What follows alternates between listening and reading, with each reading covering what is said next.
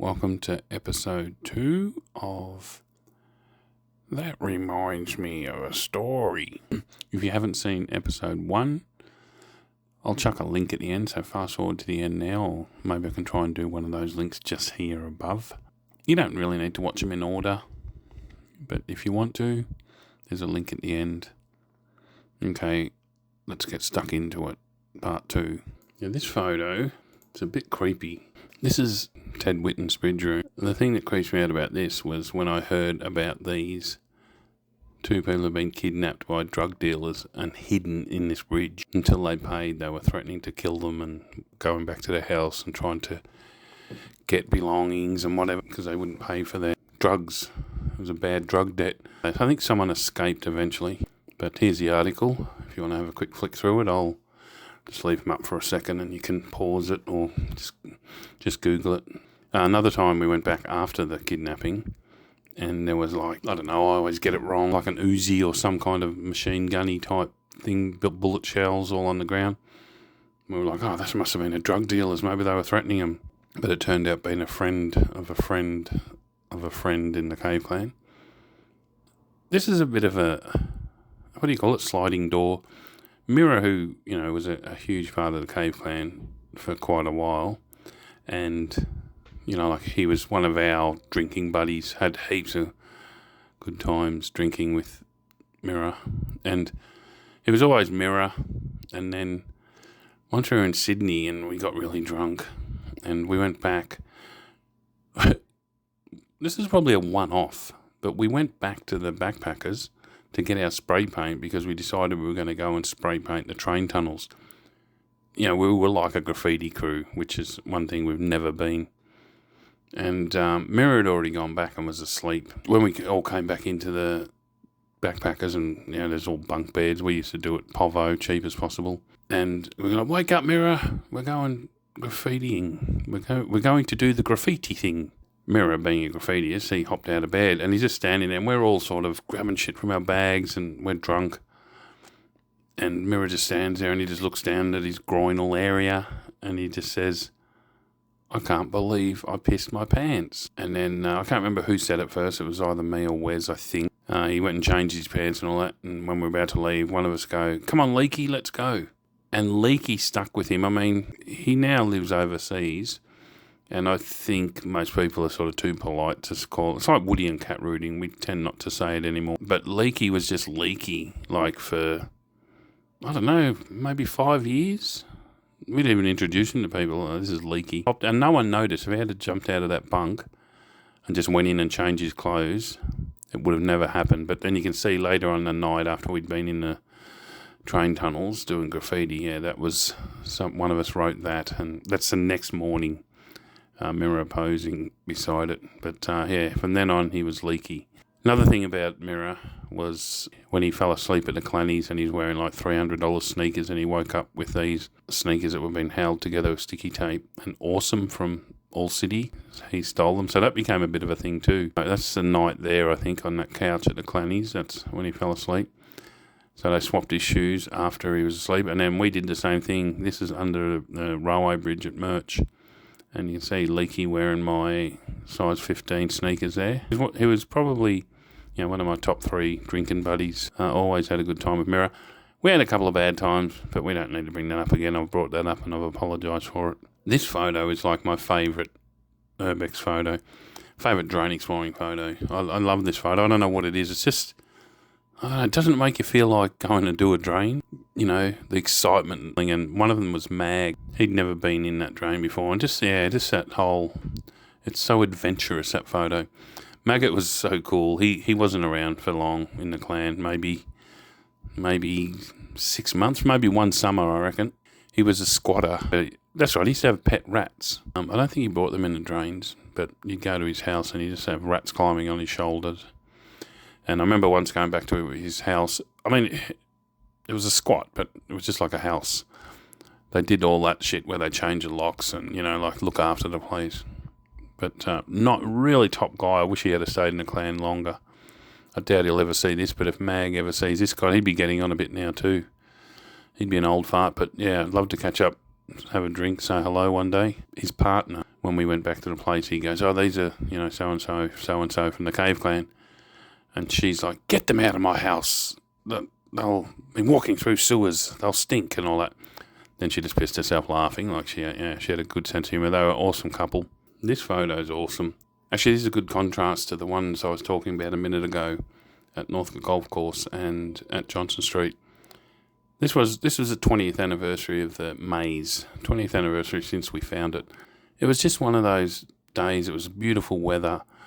All the social butterflies came along, and it was just an awesome crowd. There's a photo after this where we're all walking down the street. I tried to find it, but I can't find it at the moment, but I've used it heaps before. It's just a shot of us walking down a back street of Hawthorn, walking from the drain to this pub where we are here. I'm pretty sure this pub's been demolished, the White Horse Inn or whatever it was called. Just an awesome day. Just, what the Cave Clan is all about to me. Doing drains and catching up, having a few drinks. This photo was taken by Predator, and it's me holding up a $10 note that was stuck to the canal outside Slide.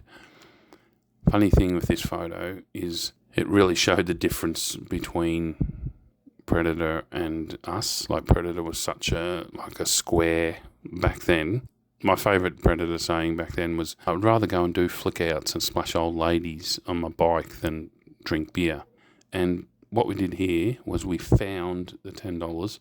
We literally climbed out of the canal, went to the pub, that same pub that was in the previous photo, and got some beers, and then climbed back into the canal and continued on exploring. And Predator was just like, I can't, you could just see, he was like, what is it with these guys? They find $10 and I have to go and spend it on beer. We did have a rule that any money found in drains had to be spent on beer, and we were just following it through. We had to follow the rules. This photo is what I'd call a sliding door moment. Gilligan showed us these photos of his brother who'd got a contract to check this shot tower, whatever you call it, at the Melbourne Power Station, checking it for cracks. And yeah, that photo, it wasn't long after that. Gilligan probably remembers. I reckon it was just like, once he got those photos, within a couple of weeks, we found this way in. And it was just amazing. The best topside location we've ever explored, I reckon. Like, it was 2 city blocks. One side was a power station, so it had the asbestos, and the other side was all like, theaterette, showers of hot water. The fans worked in the theaterette. It was like, 4 or 5 story building. I am going to do a Melbourne Power Station video one day. I wanted to do it this winter, but these photo slide videos took longer than I thought, and I've just had a busy winter. That Melbourne Power Station location helped with part of the forming a clan, a special time, a great location, a lot of fun. Just a quick one. That shed is the Main Street Gentlemen's Club, which you'll see a photo inside it in a sec. This is just good times. All playing footsies. Oh yeah, we're all playing footsies for the photo, and here comes Gilligan. I'm missing out. You can see his space in between Big Ears and what's his name again? I forget his name.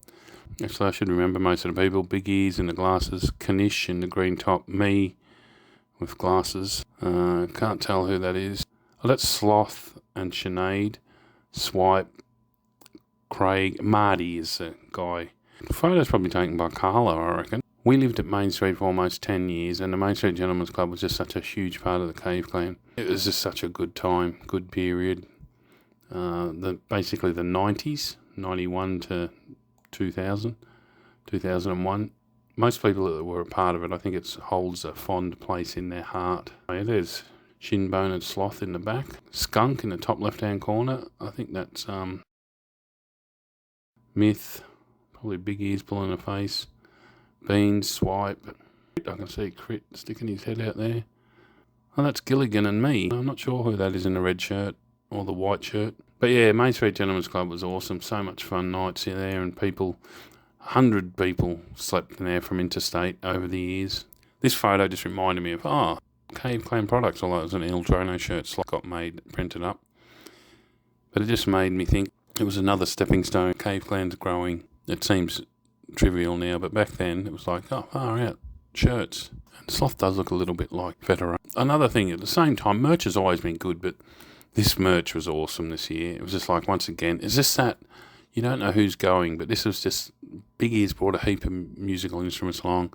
It was just all those social butterflies again. That was the year I got so drunk one year, and I'm not bragging. I'm not like a bragger, but I don't think getting drunk is something special or big or, I'm not a footballer.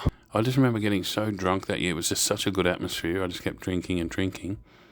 And I remember going to bed. I'm pretty sure I was sleeping in that white Commodore just to the middle left next to Prowler's Kingswood. And I remember getting in at like 2 in the morning and had been drinking flat out for 12 hours. And I was like, I just wanted to get up because all the music was playing. I was like, some bastard better not have slipped a pill in my drink. And I was lying in the car for an hour before I fell asleep. And I wasn't like, oh, that's been noisy. I was like, I want to get up. It's still happening, I basically went to sleep because I thought, I'm going to die. If I keep drinking, I'm going to end up just collapsing somewhere in the bush. So when we first saw this in Dweller's Tomb, we were like, oh wow, that's such old graffiti. That's like from the 70s. I think it was like 77. When I saw it recently, I was like, oh, it's almost gone. I'm not gone, but it's faded heaps in the time since we first saw it. And then I sort of thought about it. I was like, oh, hang on. When we saw it, it was only 10 years old. It seemed really old to us. Whereas now it's like almost 50 years old. That was just more a photo how old the Cave Clan is, and in my head it still doesn't feel that old. This photo just makes me laugh. This is Nomus. Nomus is like one of the funniest guys ever to have been in the Cave Clan. That's Beans on the left and Green on the right. Something happened. It was like someone spilt a beer on him and he's drunk. He's like, I'm all soaked now. I might as well jump into this pit of water. And you can see he's all wet. One leg's soaked, the other leg's soaked. He actually jumped in to the water. And just as he jumped in, like a few of us called out, no! We would have called that out anyway, even if it was just rainwater. But we were having a party in there. And that is where everyone was pissing. So he literally jumped into a pile of piss and then had to, get home somehow. It was like 1 in the morning or something. So... yeah, he would have got a bad Uber review if there was Ubers back then. There's about 4 or 5 photos from this night, and they're crappy photos. But it was such a good night. It's kind of an important photo. It was like one of the last times after the Clannies that we went exploring. Everyone would just go their own way. Some people would stay at the chamber, but it used to be that, people would go and do Dreadnought, people would go do this, some people would go home, other people would go to parties.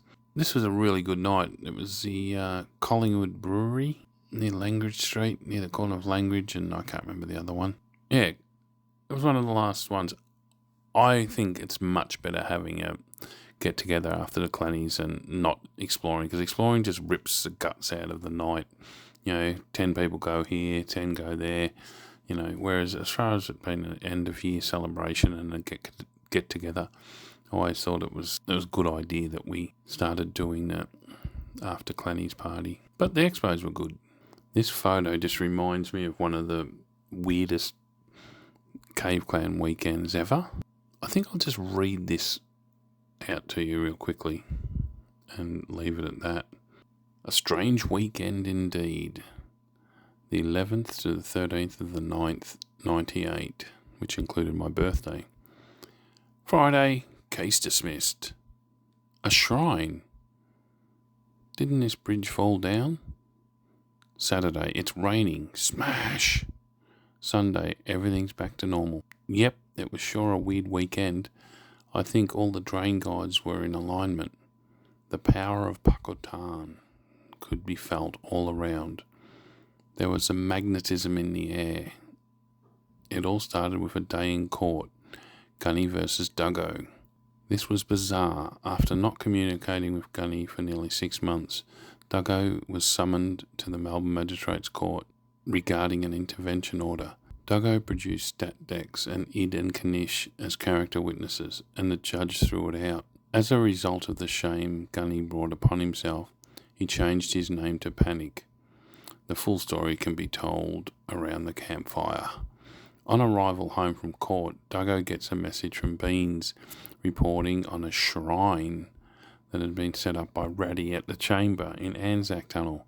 Duggo phoned Big Ears, and an hour later they start their holy pilgrimage to the Ratty shrine.